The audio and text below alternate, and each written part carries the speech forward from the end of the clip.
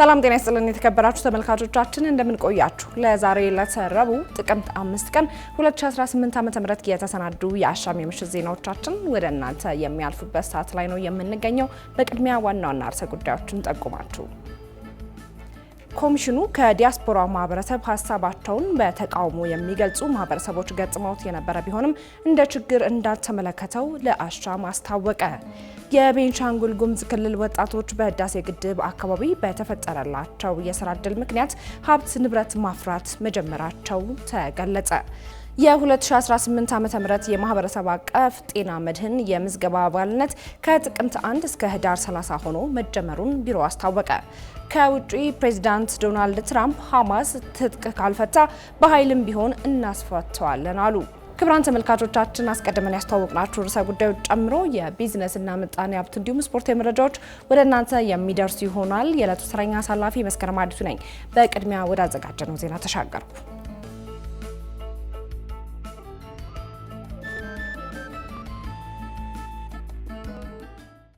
ኮሚሽኑ ከዲያስፖራው ማህበረሰብ ሀሳባቸውን በተቃውሞ የሚገልጹ ማህበረሰቦች ገጥመውት የነበረ ቢሆንም እንደ ችግር እንዳልተመለከተው ለአሻም አስታወቀ።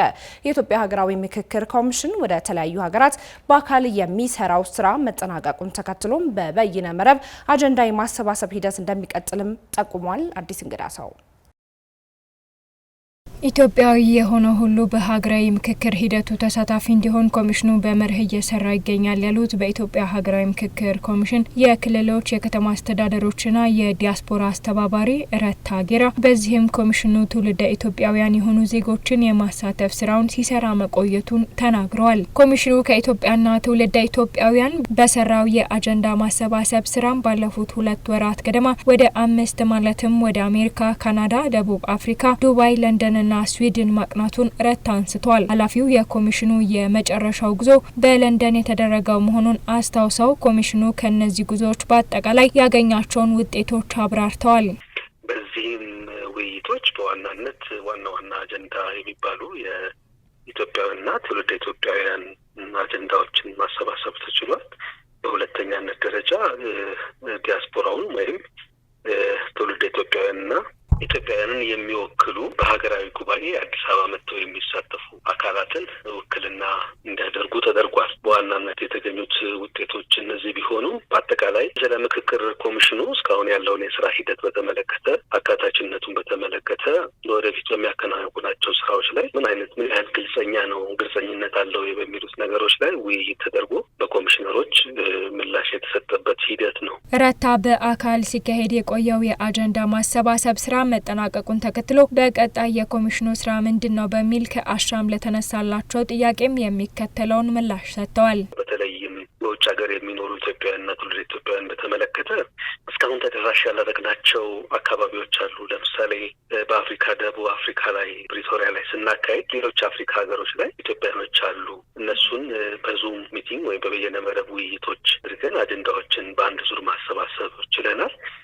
በድጋሚም እድሉን ላላገኙት እንደዚሁ አፍሪካ ውስጥ ላሉ ኢትዮጵያውያንና ትውልደ ኢትዮጵያውያን በበየነ መረብ ውይይቶች የሚደረግ ይሆናል። በቀጣይ በተለይም ደግሞ በዚህ በሩቅ ምስራቅና በአውስትራሊያ አካባቢ በአካልም ተገኝተን ያደረግንባቸው ምክንያቱም ውስን የኢትዮጵያውያንና ትውልደ ኢትዮጵያውያን ከመገኘታቸው አንጻር ውስን ቁጥር በመሆኑ እነሱን ደግሞ በበየነ መረብ ውይይት አጀንዳቸውን እንዲሰጡና ተወካዮቻቸውን እንዲወክሉ አድርገን ሀሳባቸውን እንዲካተቱ እናደርጋለን። ሌላም እንዲሁ በአውሮፓ ሀገራት በውስንነት ደረጃ ሄደው በአካል መሳተፍ ላልቻሉት እንዲሁ ከዚሁ ከአዲስ አበባ የዙም ውይይት በማድረግ የአጀንዳ ሀሳባቸውን እንዲካተቱ የምናደርግ ይሆናል ማለት ነው። በበይነ መረብ የሚካሄደው የአጀንዳ ማሰባሰብ ስራ በአካል ከሚደረገው አንጻር ድካምን የሚቀንስና በአጭር ጊዜ መካሄድ የሚችል በመሆኑ በቀጣይ 1 ወር ገደማ የሚጠናቀቅ እንደሆነም ኃላፊው ከወዲሁ ጠቁመዋል። እንደ ረታ ገለጻም ኮሚሽኑ በተለያዩ ክፍለ ዓለማት ሲያከናውነው የነበረው ስራ የተቀመጠውን ግብ የመታ መሆኑን ተናግረዋል።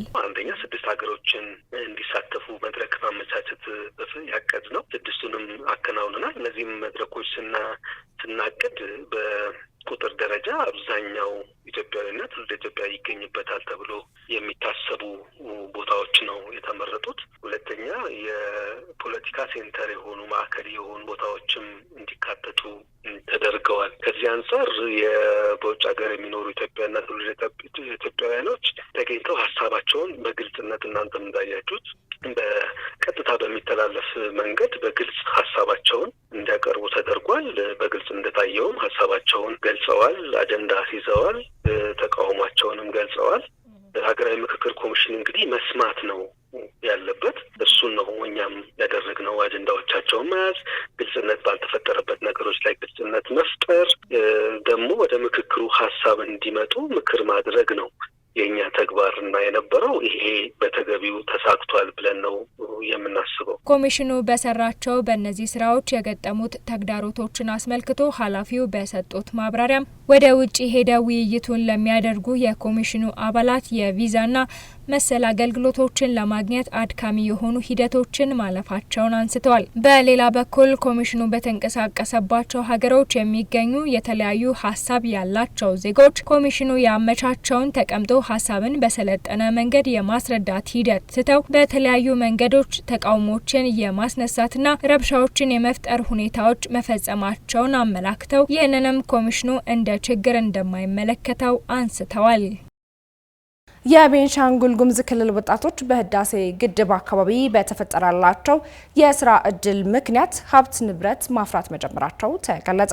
ከአሻም ጋር ቆይታ ያደረጉት የቤንሻንጉል ጉሙዝ ክልል ምክትል ርዕሰ መስተዳደር ጌታሁን አብዲሳ ይህ ተግባርም ተጠናክሮ እንደሚቀጥል አስታውቀዋል። መሐመድ ንጉስ አብዱ ተጨማሪ ያለው የቤንሻንጉል ጉሙዝ ክልል ምክትል ርዕሰ መስተዳድር ጌታሁን አብዲሳ የታላቁ ህዳሴ ግድብ በኢትዮጵያውያን አንጥሮ ሀብት የተገነባ የማድረግ አቅማችንና የአንድነታችን መገለጫ ነው ብለዋል። ታላቁ የኢትዮጵያ ህዳሴ ግድብ ከሚሰጠው የኃይል አቅርቦት ባሻገር ግድቡ ለኢትዮጵያውያን ዘርፈ ብዙ የኢኮኖሚና ማህበራዊ ጸጋዎችን ይዞ መምጣቱን ገልጸዋል። እንደሚታወቀው ይሄ ህዳሴ ግድብ ለኢትዮጵያውያንና ለኢትዮጵያ ወገኖች መብራት ብቻ ይዞ የመጣ ጸጋ አይደለም። ከመብራት ባለፈ የፖለቲካል መርሽ ቀያሪ፣ ኢኮኖሚያዊ፣ ፖለቲካዊ በርካታ ጸጋ ይዞ የመጣ ፕሮጀክትና ይዞ የመጣ ሜጋ ፕሮጀክት ነው። ይሄ ለክልላችን ለቤንሻንጉል ጉሙዝ እንደው ፈጣሪ አደልቶ የሰጠን ጸጋ ነው ብዬ ነው የወሰድኩት። ትልቅ ጸጋ ነው። ከኢትዮጵያ ብሔር ብሔረሰቦችና ህዝቦች በተለየ ሁኔታ ስራ እድል ይዞ የሚመጣ ለኢኮኖሚ ትልቅ አድቫንቴጅ ይዞ የሚመጣ ስራ ነው ብዬ ነው የወሰድኩትና በጣም ትልቅ ደስታ ነው የተሰማኝ ማለት ነው። የህዳሴ ግድብ በክልሉ ለሚገኙ ወጣቶች የስራ እድል ይዞ መምጣቱን የሚናገሩት ከአሻም ጋር ቆይታ ያደረጉት የቤንሻንጉል ጉሙዝ ክልል ምክትል ርዕሰ መስተዳድር ጌታሁን አብዲሳ ጀልባና መኪና የገዙ እንዲሁም ሀብት ንብረት ያፈሩ የክልሉ ወጣቶች መበራከታቸውን ተናግረዋል። ይህ ተግባርም ተጠናክሮ እንደሚቀጥልም አስረድተዋል። ባይዞ የህዳሴ ግድብ ይዞ የመጣልን ጸጋ ዛሬ ኦልሞስት 4 ዓመት ቆይተናል። ውሃው የመጀመሪያ እንደተያዘ በርካታ ጸጋ ይዞ መጥተዋል። ለበርካታ ወጣቶች ስራ እድል ፈጥረዋል። በአሁኑ ሰዓት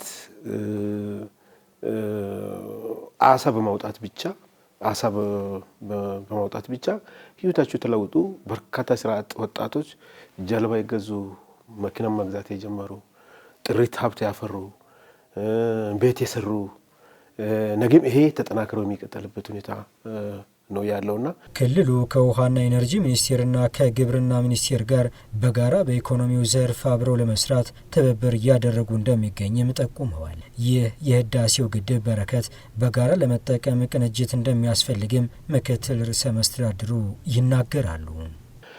በዚህ ሂደት ውስጥ ከውሃና መስኖ ኢነርጂ ሚኒስትሪ እንደዚህ ከግብርና ሚኒስቴር በጣም ብዙ ስራ ጀምረናል ማለት ነው።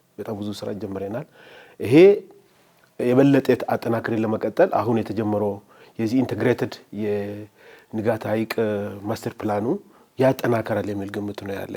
ምክንያቱም አንዱ አቅጣጫ የተቀመጠው በጋራ ይሄ ሐይቅ በጋራ ካልመራ ነው፣ በጋራ ካላስተባበር ነው ጸጋውን በአግባቡ መጠቀም አንችልም። ትልቅ ጸጋ ነው ይዞ የመጣ። ይሄ ትልቁ ጸጋ በአግባቡ ለመጠቀም በቅንጅት በጋራ መምራት አለበት የሚለውን አንዱ ነገር ነውና ለወደፊት በጣም ትልቅ ሀብት ይዞ የመጣ ነው። ኢቭን እስከ አዲስ አበባ በአውሮፕላን አሳ መላክ የጀመሩ ወጣቶች አሉ። ፓክ አድርጎ ማለት ለወደፊት ምናልባት የተለያየ ትንንሽ ኢንዱስትሪ እዛ ተፈጥሮ አሳውን ፕሮሰስ አድርጎ ፓክ አድርጎ እንዳይበላሽ ወደ ሌላ ቦታ ወደ መሀል ሀገርም እንትን ማድረግ የሚቻልበት ሁኔታ ይፈጠራል የሚል ግምት ነው። ታላቁ የህዳሴ ግድብ ዜጎች የዘመናት በውሃ ሀብታቸው የመጠቀም ቁጭትን በተባበረ ክንድ ምላሽ በመስጠት ዘርፈ ብዙ ትሩፋት ማግኘት የቻሉበት መሆኑንም ተመላክተዋል። የ2018 ዓ.ም የማህበረሰብ አቀፍ ጤና መድህን አባልነት ምዝገባ ከጥቅምት 1 እስከ ህዳር 30 ሆኖ መጀመሩን ቢሮው አስታወቀ።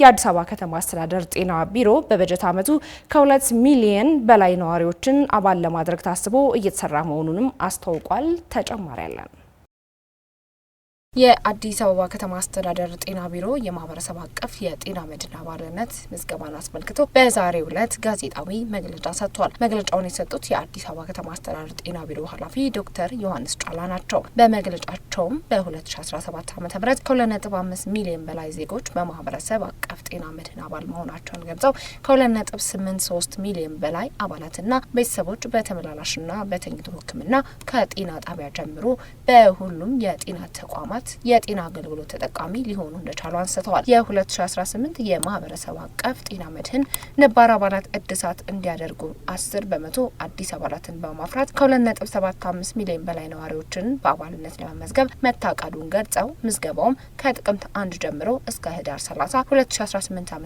እንደሚቆይ ነው የተናገሩት ኃላፊው። በ2017 ዓ.ም ከ2.5 ሚሊዮን ዜጎች በላይ በማህበረሰብ አቀፍ ጤና መድህን አባል የሆኑ ሲሆን ከ2.83 ሚሊዮን በላይ አባላትና ቤተሰቦቻቸው በተመላላሽና በተኝቶ ሕክምና ከጤና ጣቢያ ጀምሮ ባሉ የመንግስት ጤና ተቋማት የጤና አገልግሎት ተጠቃሚ ሆነዋል። የ2018 ዓ.ም የማህበረሰብ አቀፍ ጤና መድህን ነባር አባላት ሙሉ ለሙሉ እድሳታቸውን እንዲያድሱና 10% በላይ አዲስ አባላቶችን በማፍራት በአጠቃላይ ከ2.75 ሚሊዮን በላይ ከተማችን ነዋሪዎችን አባል ለማድረግ እቅድ ተይዟል። የ2018 ዓ.ም የማህበረሰብ አቀፍ ጤና መድህን አባልነት የምዝገባ ወቅት ከጥቅምት 1 እስከ ህዳር 30 2018 ዓ.ም በሁሉም ክፍለ ከተሞች በሚገኙ ጤና ጣቢያዎችና ጤና ጣቢያ በሌለባቸው ክፍለ ከተሞች ደግሞ በወረዳዎች የነባርና አዲስ አባላት ምዝገባ መካሄድ ተጀምሯል። አያይዘውም በምዝገባ ወቅት የክፍያ አቅም የሌላቸው የህብረተሰብ ክፍሎች በከተማ አስተዳደሩ አመታዊ መዋጮ እንደሚሸፈንላቸው ገልጸዋል። አቅም ያላቸው የህብረተሰብ ክፍሎችም አመታዊ መዋጮውን በመክፈል የአገልግሎቱ ተጠቃሚ መሆን እንዳለባቸው አሳስበዋል። የመዋጮ አይነትም የነባር አባልነት መዋጮና የአዲስ አባልነት መዋጮ መሆኑን ገልጸው ለመመዝገቢያ የሚሆን ክፍያ እንዳለ አብራርተዋል። የዳዳ ወይንም ምንም አይነት የመክፈል አቅም የሌላቸው የህብረተሰብ ክፍሎች እንደ ከዚህ ቀደሙ ሙሉ በሙሉ በከተማ አስተዳደሩ በጀት ተይዞ የማህበረሰብ አቀፍ የጤና መድህን አመታዊ መዋጮ የሚሸፈንላቸው ይሆናል። መክፈል የሚችሉ የህብረተሰብ ክፍሎች አቅማቸውን ያገናዘበ አመታዊ መዋጮ በመክፈል የማህበረሰብ አቀፍ ጤና መድህን አባል መሆን ይኖርባቸዋል። ይህ ማለት የነባር አባልነት መዋጮ ከ1500 እስከ 10500 ብር ሲሆን አዲስ አባል መዋጮም ከ1500 እስከ 10500 ብርና የመመዝገቢያ 200 ብር በአጠቃላይ በየደረጃው ተደምሮ አመታዊ መዋጮ ይከፈላል። እድሜያቸው ከ18 ዓመት በላይ ለሆኑ ልጆችና በአባሉ ጥላ ስር ለሚኖሩ ተጨማሪ ቤተሰቦች የመሰረታዊ ቤተሰቡን 50% መዋጮ ይከፈላል። ከዚህ በተጨማሪ ከተማ አስተዳደሩ በ2017 ዓ.ም ለማህበረሰብ አቀፍ ጤና መድህን አባልነት አመታዊ መዋጮ ብር 1 ሚሊዮን 200 ሚሊዮን ብር ድጎማ ያደረገ ሲሆን በ2018 ዓ.ም ለዚሁ ተግባር የሚውል በጀት በከተማ አስተዳደሩ ተይዟል።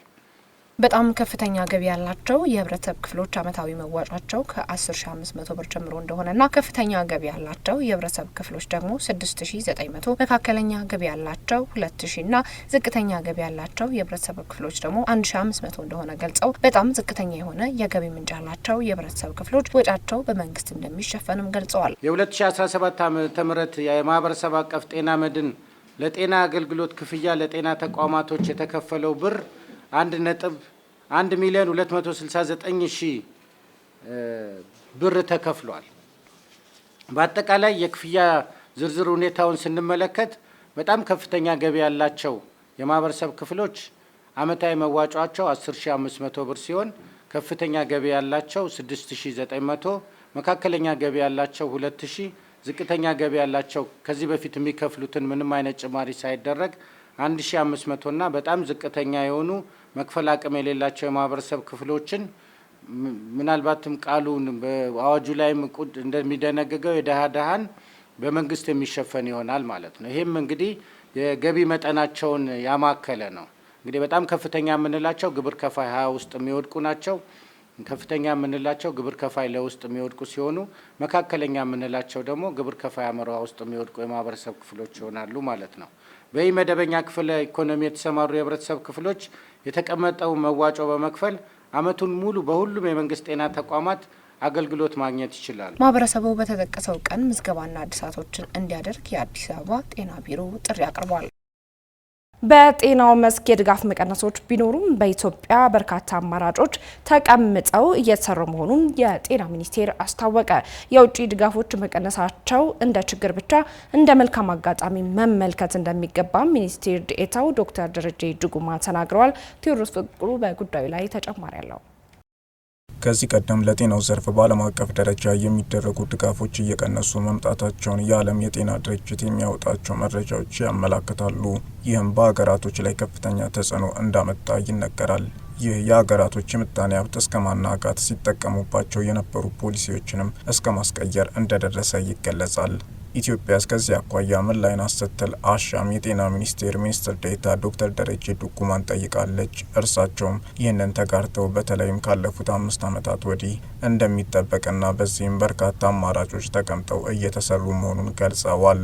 5 ዓመት ወዲህ ያለውን የጤና የፋይናንስ ምንጭ ካየን ከውጭ የመጡ ድጋፎች እያሽቆለቆሉ ነው ያሉት፣ እየደረቁም ናቸው። አንዳንዶቻቸው ከዚህ በፊት በብዛት የሚሰጡት አገራት ድጋፋቸውን በተለያየ መንገድ ይቀንሳሉ። እንግዲህ ይሄ የሚጠበቅ ነው በዓለም አቀፍም ደረጃ። ምክንያቱም ዓለም ውስጥ የተለያዩ የምናያቸው ሰፋፊ ጦርነት ችግሮች ይኖራሉ። ስለዚህ ዓለም ወደዛ መሄዱ እንደማይቀር ይታወቃል። እንግዲህ እኛም ከዚሁ ጋር ተያይዞ በርካታ አማራጭ የውጭ ድጋፎች መቀነሳቸውን እንደ ችግር ብቻ ሳይሆን እንደ መልካም አጋጣሚ መመልከት እንደሚገባ እንዲሁም እንደ ጤና መድን ዋስትና ያሉ አማራጭ የፋይናንስ ስርዓቶችን መጠቀም እንደሚገባም ተናግረዋል። በዚህም ድጋፎች በዓለም አቀፍ ደረጃ በመቀነሳቸው ኢትዮጵያ እንዳልተጎዳች አበክረው ተናግረዋል። ይህን የውጭ ድጋፎች ሲቀንሱ እንደ ችግር ብቻም ሳይሆን እንደ መልካም አጋጣሚ ተጠቅመን ሌሎች አቅሞቻችንን እንፈትሽበት፣ አዳዲስ የፋይናንስ አቅሞቻችንን ከፍ የምናደርግበት ስራ እየሰራ እንገኛለን። አንዱ መንግስት ለጤና ሴክተር የሚሰጠውን ድጋፍ የበለጠ እንዲያጠናክር ማድረግ፣ ከመንግስት ካዝና በተለይ ያለፉት 2 ዓመታት የተሻለ ለጤና ሴክተር ወሳኝ የሚባሉ ቦታዎች ላይ በራሳችን አቅም የራሳችን የጤና ችግር መሸፈን ስላለብን ከፍተኛ መሻሻል እየታየ ነው ያለው። በጤና መድን ስርዓቱ ብዙ ዜጎች ከጤና መድን ተጠቃሚ ሆነዋል። በዚህ ሰዓት ላይ ከ63 ሚሊዮን በላይ የሚሆኑ ኢትዮጵያውያን በማህበረሰብ አቀፍ ጤና መድን ስርዓት ውስጥ ታቅፈው አገልግሎት እያገኙ ይገኛሉ። ከነሱ የሚሰበሰብም አለ። ከሌሎችም መንግስትም ደግሞ የደሃ ደጋ ብሎ የሚደግፋቸው አሉ። በአጠቃላይ ወደ 20 ቢሊዮን የሚጠጋ በጤና መድኑም ይሰበሰባል። ከዛም ውጪ ደግሞ አማራጭ የጤና ፋይናንሲንግ በተለይ ከተለያዩ የግል ተቋማት ፊላንትሮፒስ ከተለያዩ ተቋም ደግሞ የበለጠ ለማሰባሰብ ጥረት እየተደረገ ይገኛል። በአጠቃላይ የተወሰነ ክፍተት ቢኖርም ግን በዓለም አቀፍ ደረጃ በቀነሰው ደረጃ ሀገራችን ችግር ላይ አልወደቀችም። የራሳችን የጤና ስርዓት በእነዚህ ምንጮች በተለይ መንግስት አስፈላጊ በሆኑበት ቦታ ላይ የተለያዩ መድኃኒቶችን በመግዛት ጭምር ሕክምና መሳሪያዎችን በመግዛት ጭምር ማህበረሰባችን ለከፋ ነገር እንዳይዳረግ የተጠበቀ ነው የሚገኘው። ይህን ተከትሎ በሌሎች ሀገራት ከፍተኛ ቀውስና የምጣኔ መዋዠቅ መፈጠሩ ይታወቃል። ዶክተር ደረጀ በዚህ ምክንያት ብዙ የጤና ስርዓታቸው የተናጋ የአፍሪካ ሀገራት እንዳሉ ገልጸው ግብአትን በሀገር ውስጥ ለማምረት ጥረት መጀመሩ ተናግረዋል። ይህ እንግዲህ አንዳንድ ነገር ካየን ብዙ የጤና ስርዓታቸው የተናጋ የአፍሪካ ሀገራት አሉ። በእኛ ሀገር ግን የተለያዩ መንግስታት ሀሳባቸውን ሲቀይሩ ፖሊሲያቸውን ሲቀይሩ የኛ ሀገር ዋና አገልግሎቶች አልተቋረጡም። ልክ በኮቪድ ጊዜ እንዳየነው ወሳኝ የሚባሉ አገልግሎቶችን ለማስቀጠል ችለናል። በቀጣይነትም እነዚህን ስርዓት የበለጠ ማጠናከር፣ የፋይናንስ ምንጮቻችንን ማስፋት፣ አገር ውስጥ ሁሉን ነገር ለመሸፈን ጥረት ለማድረግ እንሰራለን።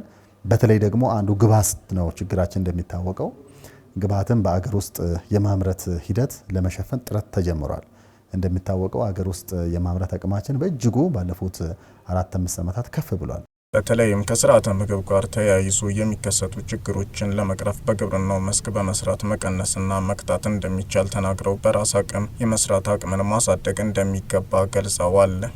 አብዛኛውን በተለይ ከስርዓተ ምግብ ጋር ተያይዞ የስርዓተ ምግብ እጥረት እነዚህን አገር ውስጥ በግብርና በተለያየ መንገድ እየተወሰዱ ባሉት እርምጃዎች ችግሩን መቀነስና መክታት የምንችል አቅም አለ።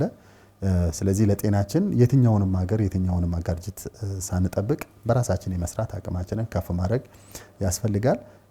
ቀላል ጉዞ ላይሆን ይችላል፣ ግን አቅማችንን የበለጠ የምናጠናክርበት አማራጭ ደግሞ ይዞልን እየመጣ እንደሆነ የዓለም የጤና ድርጅት በዓለም አቀፍ ደረጃ የሚደረጉ ድጋፎች መቀነሳቸው አሳሳቢ እየሆነ መምጣቱን በተደጋጋሚ መግለጹ ይታወሳል።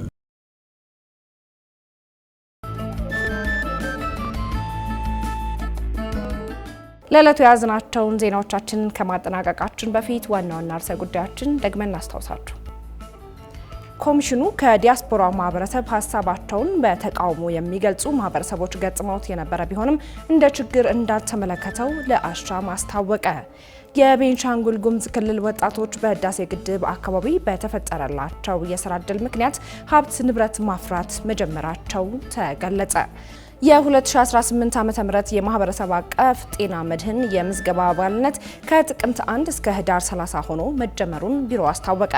ከውጪ ፕሬዚዳንት ዶናልድ ትራምፕ ሐማስ ትጥቅ ካልፈታ በኃይልም ቢሆን እናስፈታዋለን አሉ።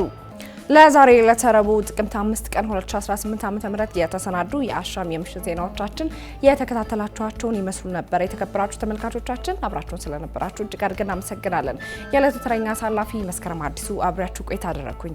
ቀሪ አሻም መሰናዶዎች ወደ እናንተ መድረሳቸውን የሚቀጥሉ ይሆናል። አሻም ለሁላችን!